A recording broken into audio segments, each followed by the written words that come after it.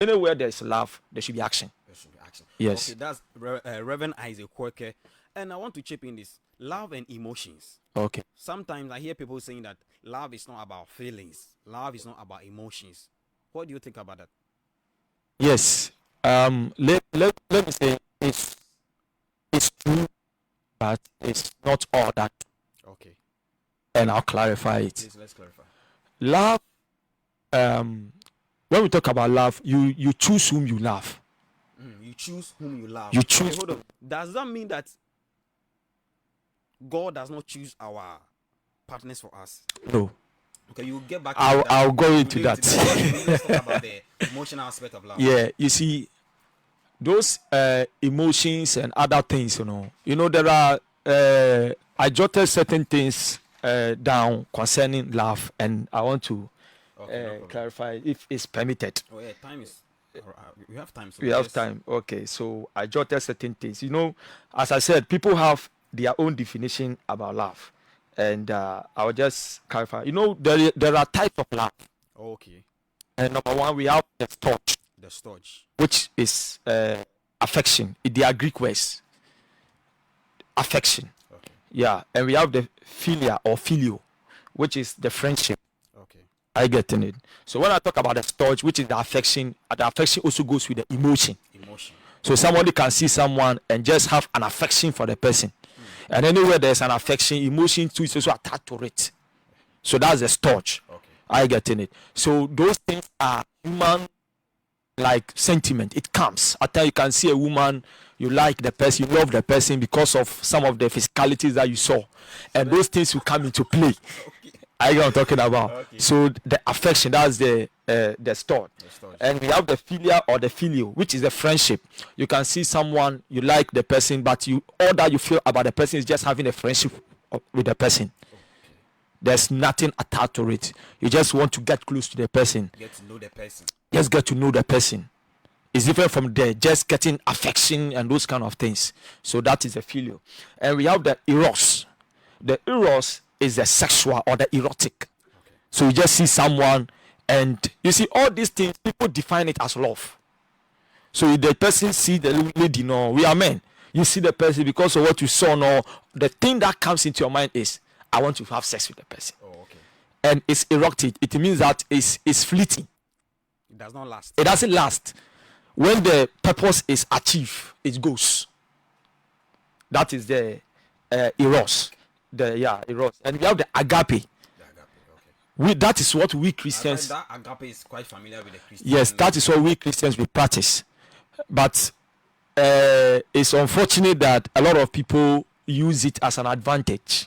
But the agape is the unconditional, Unconditional the unconditional love, the divine and selfless love. love. Okay, so Yes. you talk about the storage. Yes, there is more, but there's no time, so I can't go Okay, too so into you that. talk about the storage, Yeah.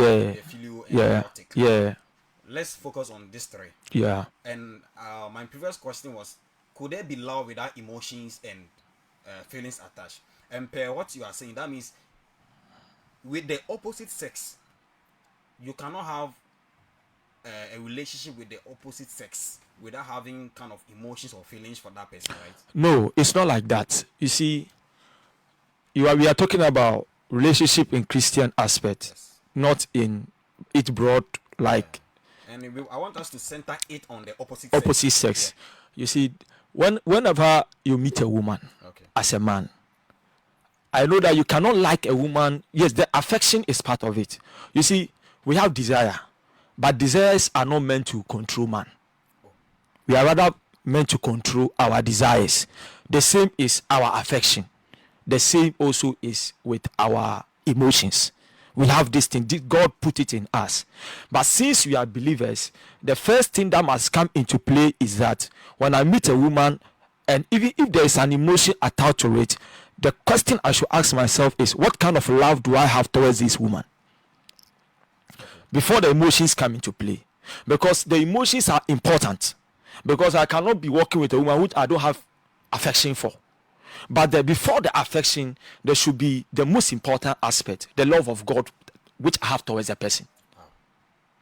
That's the most important, because that's the foundation. Because we look at the agape, it is unconditional, Okay. it is selfless, and it is divine. So the divine is unconditional. Now I love the person not based on physicality, but that is also important. But that is not the basis. I love the person not based on what he has, but I love the person because, number one, I know that this lady, she's like we are compatible, we flow together. Okay. The love that we share, it's like we have the same philosophy, and she can take me far, she can help my life, we can build something together.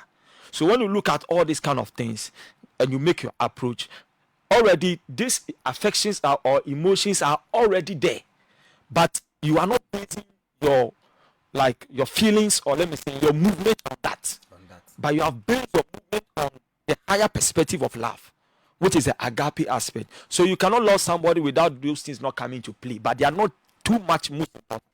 Okay. But they are very important, but they are not too much most important. Okay. So then that means that if you love somebody, Yeah. the opposite sex, Yeah, the foundation of your love must be the agape. that is it. Then the others follow. The others will follow. Okay. So you also made mention of the person that you choose. Yeah. And that leads me to my next question. Okay.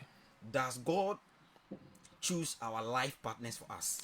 Okay. Or you have to rely on some kind of revelation, a dream? Yeah, because somebody will say, like, in the churches, brother Isaac or brother Mark will come. Okay, so I saw this lady in a dream, and we were in a garden, and we were sharing ice cream, and we were just like having fun, not as in fun, like we were having flowers and all those things.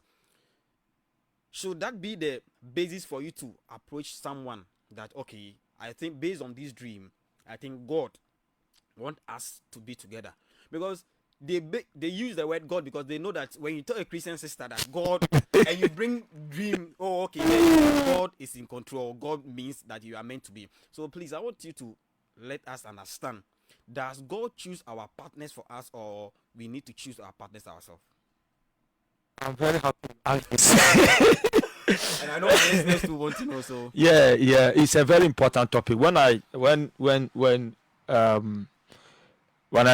listen to this question that you're asking me, it has created a lot of confusion okay, even in Christianity. Okay. It is going on right now.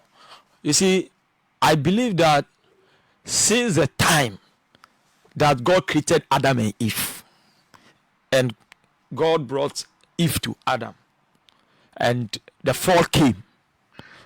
As the fall came, Adam started putting blame. He said, it's because of the woman that you gave me. And the woman also said, it's a serpent. Everybody was apportioning blame. Since then, we never saw that God chose anybody. But now, in the book of, I think, in the book of Proverbs. So please, I'm not cutting you. Are you saying that God chose Eve for Adam? No, God brought Eve to Adam. Oh, okay. I get in it. Because Adam woke up, and this is a woman.